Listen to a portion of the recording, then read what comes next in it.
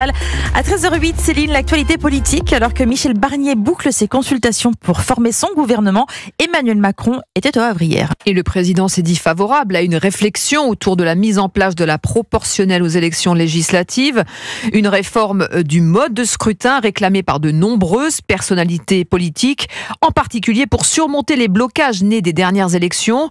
Si c'est une solution, je ne me l'interdis pas, avait déclaré Michel Barnier lors de son passage aux 20h de TF1.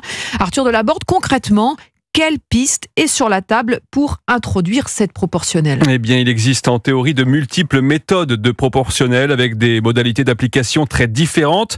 Mais selon les informations d'Europe 1, l'Élysée et Matignon planchent sur la proportionnelle intégrale par liste départementale avec l'objectif d'assurer une bonne représentativité politique tout en gardant un ancrage territorial. Ce modèle de proportionnelle a été utilisé une seule fois sous la Ve République pour des législatives. C'était en 1986 à l'initiative de François Mitterrand.